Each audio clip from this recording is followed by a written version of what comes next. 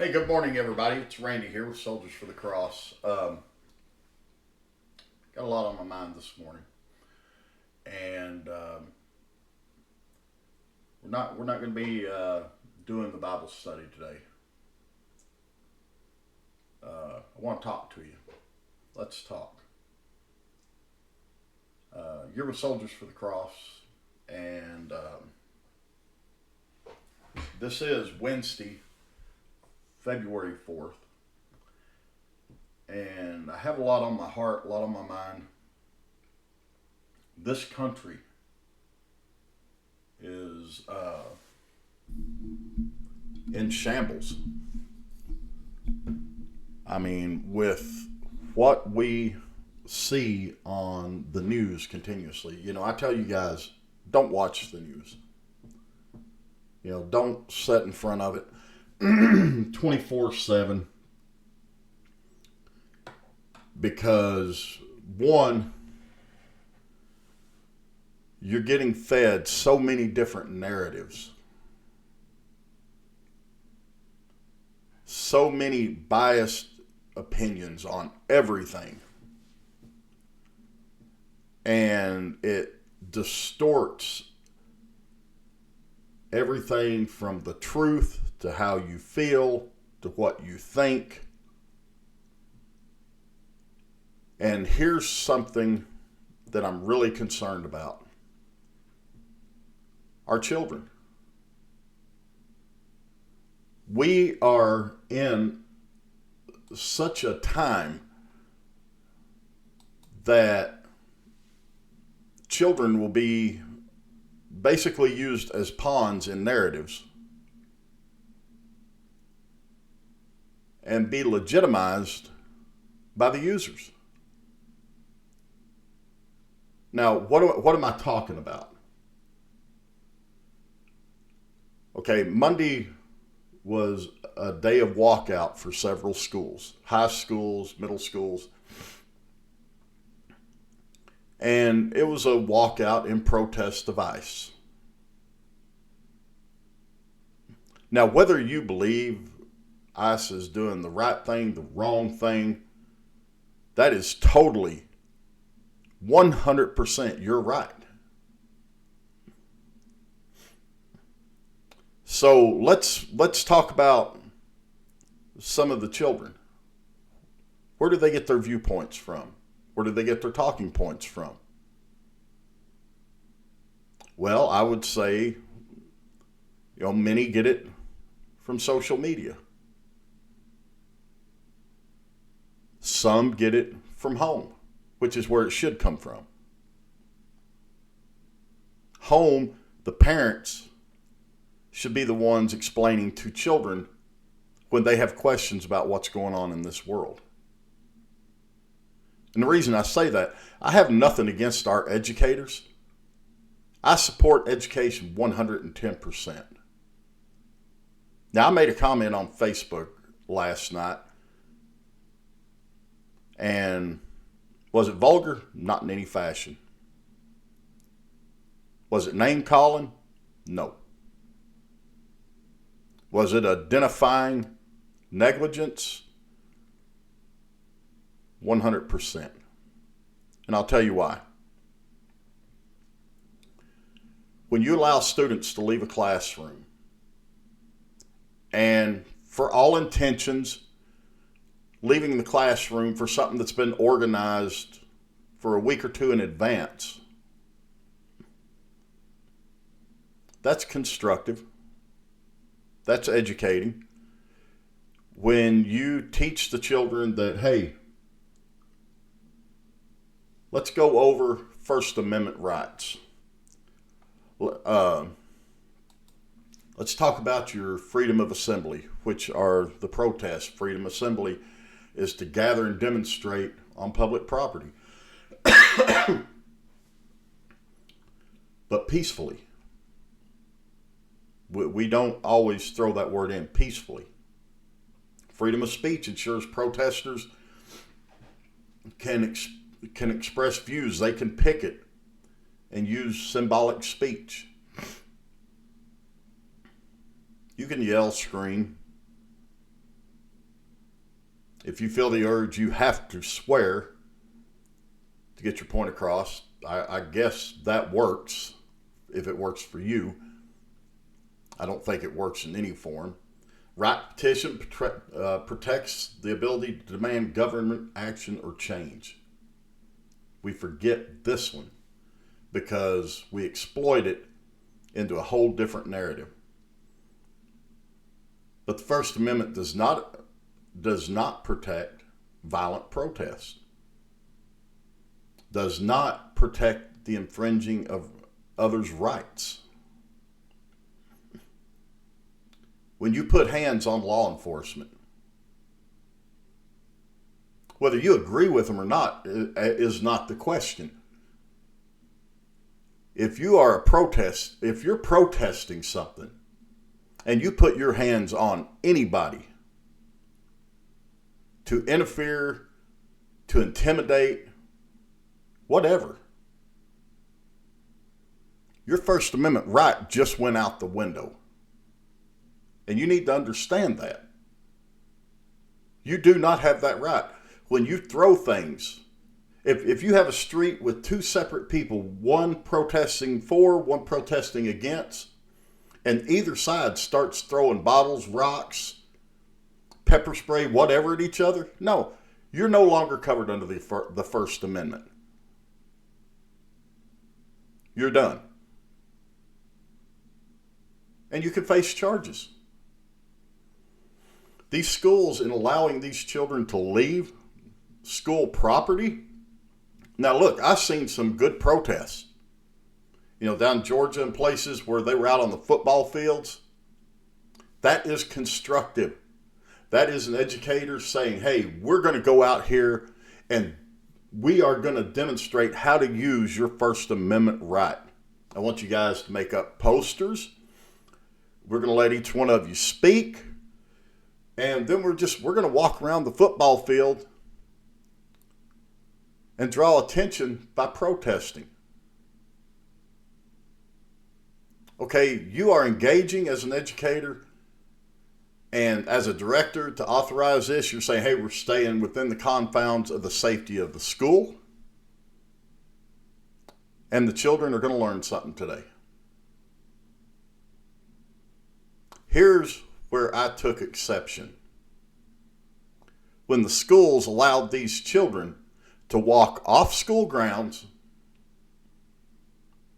out of the safety confines of the school grounds, walk into active demonstrations where, okay, no matter how much you organized in the classroom and talked about and gave instruction, now you're out in the public. Whereas we can very well see from the last few weeks' events, things can go sideways very quick. But now you have took a liability by putting these children out into the public. If you're the chaperone, the administrator, the teacher, whoever, you have put these kids in harm's way. Kids. Not adults. Did I catch some flack over my post? You better believe it. But I stand by what I said.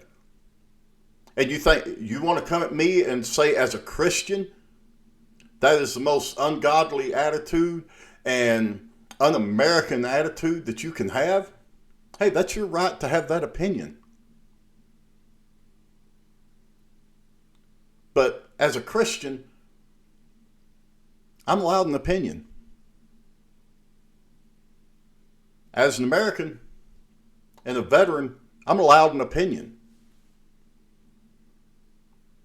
And as a taxpayer, I am definitely allowed an opinion because I have skin in the game. Not only with millions of other taxpayers paying into school systems, I also have students. So yeah, I definitely have skin in the game, and I can definitely voice my opinion. Now, everybody claims to be right. I don't claim to be the say-all, do-all. What I done was make a comment, and I'm going to show you the videos that pushed me to that comment. Because I'm not huge on the news. I catch maybe 15 minutes a day at best, if I remember to do that. Because I don't want to be encircled. I don't want my brain encircled into a 24-hour media stream. I can be in God's Word. I can be watching a good Western, a good documentary. I don't want my brain filled with this 24/7. And I don't want my child's mind filled with it 24/7. I don't want them walking around stressed out continuously. And I'm sure educators don't either, because guess what? They have to deal with a lot of these kids in the classroom. And they're already dealing with things coming from the home through the kid into the classroom. Disruptions, depression, stress, anxiety from these children. Teachers in the 21st century, God bless you, man. It's a hard job. And I'm not condemning all of them.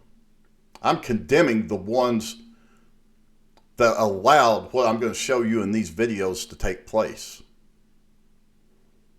Now, I want to show you what kind of led me to my, I guess, tirade, if you will.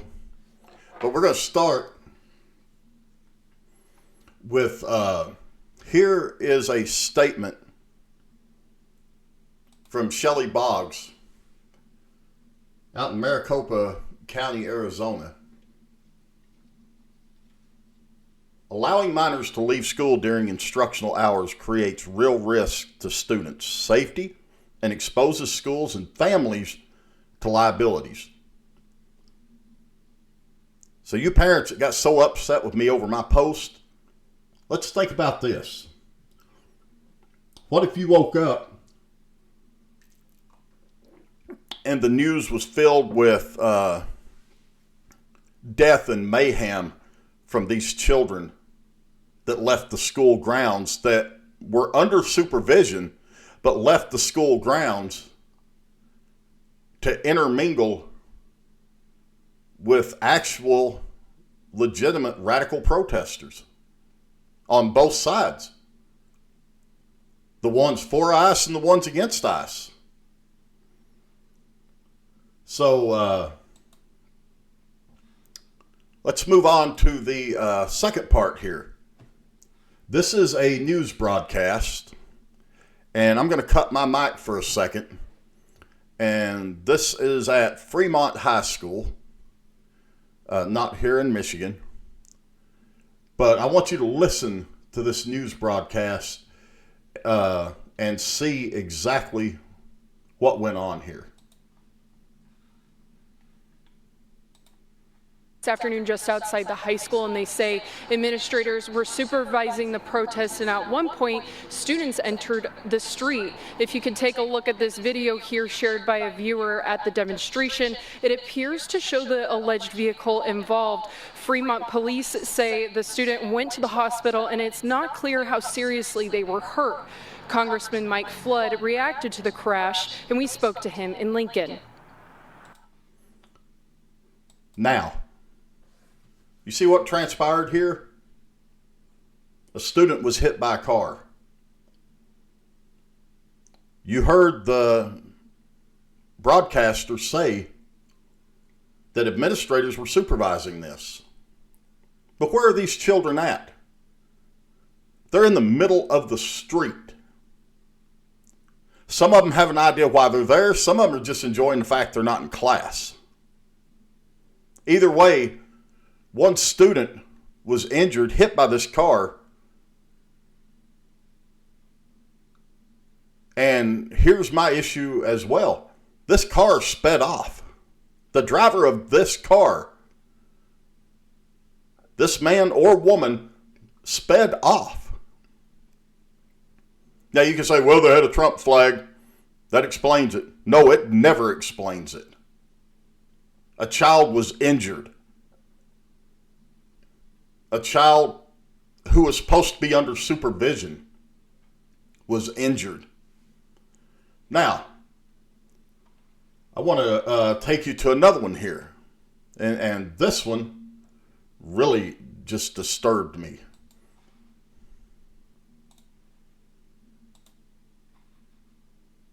967. Just before 3 p.m., Buda officers were called to the intersection of RM 967 and FM 1626 for reports of a fight. Police say a verbal argument between a young woman on the sidewalk and an adult man in a vehicle escalated into a physical altercation involving multiple people. Several videos were posted to the Buda PD Facebook page. One video shows the man getting out of his truck and approaching the teens before the fight breaks out. For us to have to fear for our safety is not usual, and for us not to know who's on our side, for us not to know who's going to come out of nowhere. You know, we think that in a city like Austin that we're safe, that people will side with us, but to see something like that happen, it shows that you will find counter-protesters anywhere. The group falls. Now, that kid said it perfect. Hey, you don't know what's going to happen. So again, what if this guy had been off totally out in the left field crazy, and this would have took a turn for the worst? Not only would there have been an altercation, but then the article reads a weapon was drawn and fatalities were involved. This is not education. This is a liability. And it really, really bothers me that people are okay with this. People got mad at me because these three items are what were in my news feed. This is what I watched. You want to have a walkout? That's fine. Coordinate it with the school. Coordinate it with the teachers. Coordinate it with the principal, the administrators, the directors, the counselors. Walk them out to the football field on the safety of school grounds and show these kids how to exercise their First Amendment rights. That's how they learn. You want to show them hard life lessons?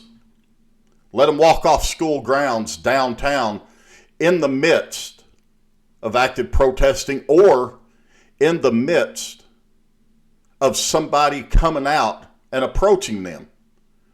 Because that last video of that guy attacking those kids, and yes, he stopped and instigated it. I don't care if you got a MAGA hat or not. You stopped your vehicle, got out, and confronted children.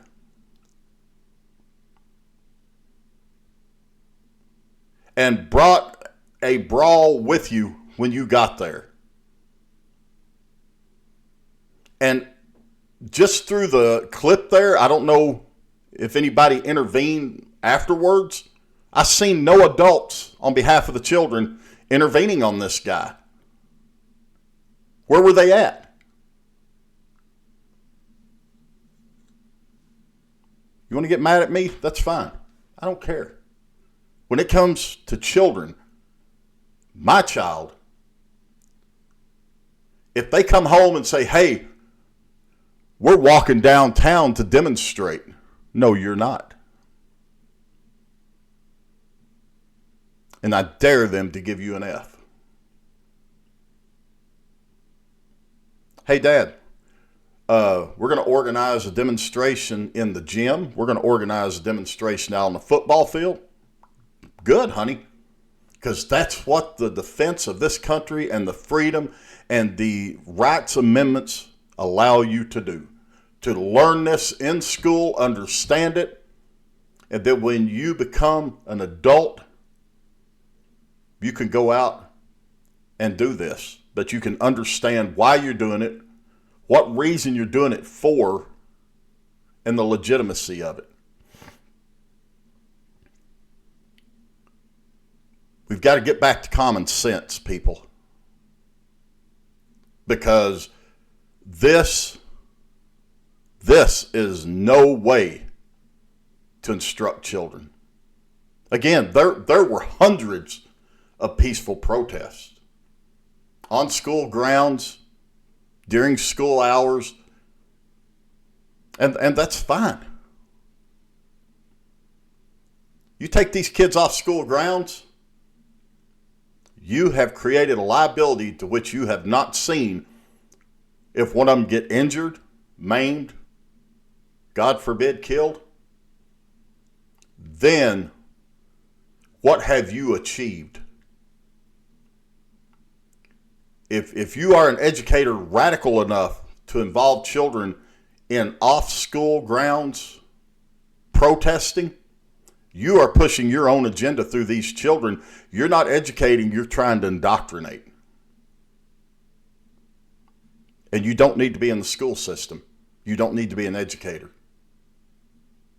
Because regardless of your personal opinion of anything, in that classroom, in order to instruct children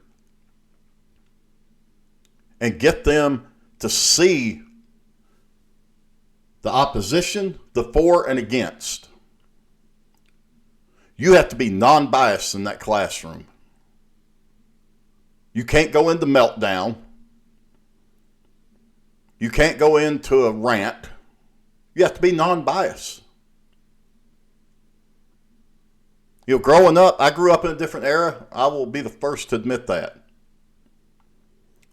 I did not know who any of my teachers voted for. I didn't know where many of my teachers went to church. I didn't know nothing about the privacy outside of the school of any of my teachers. Because I didn't need to know.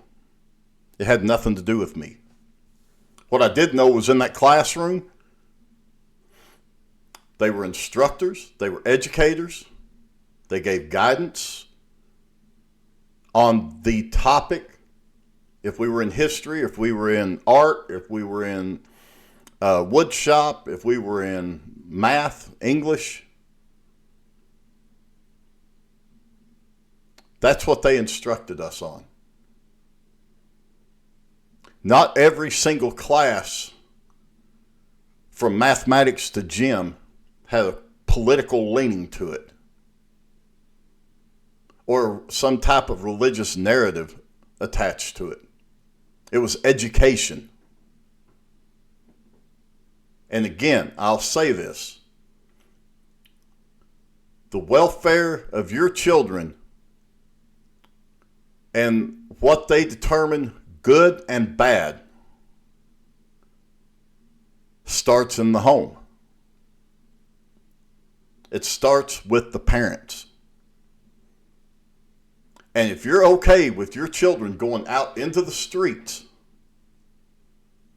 thinking that nothing will happen to them, there was a video of a girl throwing a water bottle at a motorcycle officer.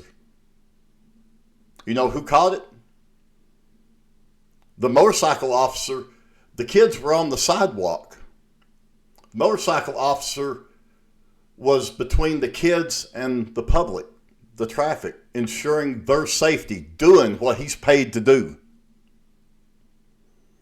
The motorcycle officer behind him has body cam on as a teenage girl whips out a water bottle and throws it at the back of the first motorcycle officer, which led to her arrest, assaulting an officer. Clean arrest, start to finish. Mom, Dad, what'd you explain to her? Did you explain to her it was wrong? You could have caused that officer to wreck and injure other people. You don't assault during protest. You don't put hands. You don't throw stuff at anybody. That's not covered under the First Amendment. Did you explain that? Or did you justify it and argue with the officers, argue with the jail?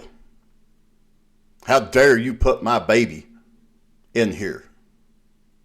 Well, change the role. Put the handcuffs on mom and dad. Put them in there.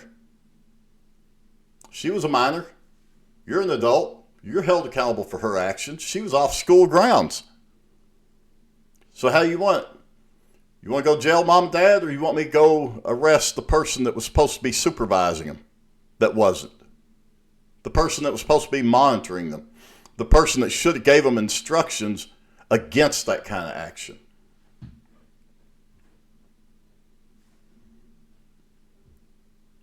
We got to change. We got to change at home. Your belief system inside your home is yours. You own it. Political, religion, you own it. But if you teach radicalization to your children, they're going to go out with that card stamped, approved, and they're going to act on it because they're kids. Do they understand what's going on in the world? Yes, 100%. About 98% of them understand what's going on in this world. It's one more thing on their plate in between education, learning, testing, midterms, finals. One more thing on their plate to stress out about. How about, and I'm going to say this because it's who I am. You can oppose it. That's your prerogative. How about bringing God back into the home? How about sitting around the dinner table, enjoying a meal? If mom or dad's on second shift or whatever, how about one parent sitting down with the kids? Hey, what was your day like? How's everything going? What are you thinking about today? What'd you learn today? Reconnecting with them. Letting them know, hey, I hear you. Just because I'm older doesn't mean I don't care. Just because I'm older doesn't mean, we do the generational thing. Oh, when I was growing up, or you kids are crazy. No. I want to know what's going on in my child's life, so I can either support or intervene. Because that starts in the home.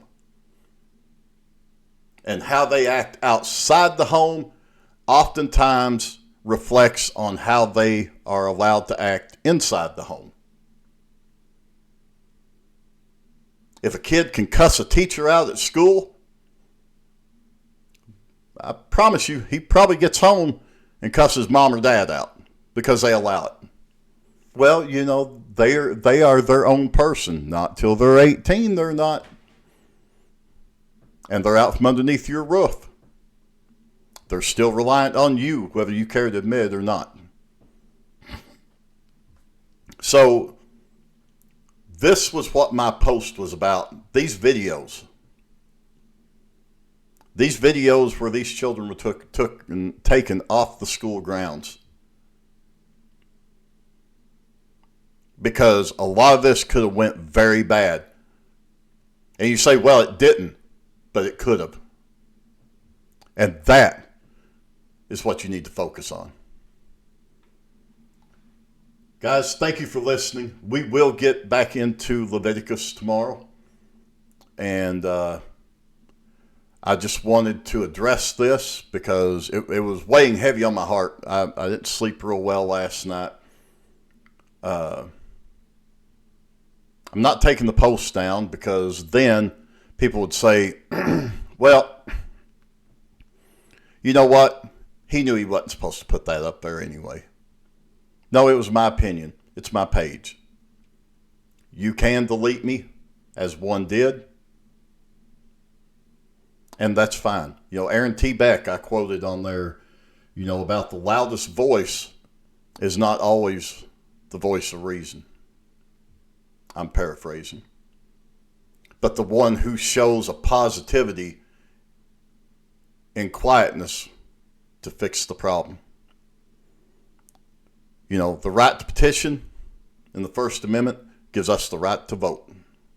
If you don't like what's going on, you petition your legislation and have them change the laws. That's how we work. So, guys, God bless you. This is Randy for Soldiers for the Cross. This has been Vets Corner. Love you guys. Whether you agree with me or not, I still love you because our main goal is getting to heaven. God bless, and if the Lord gives us tomorrow, we will see you then. Thank you.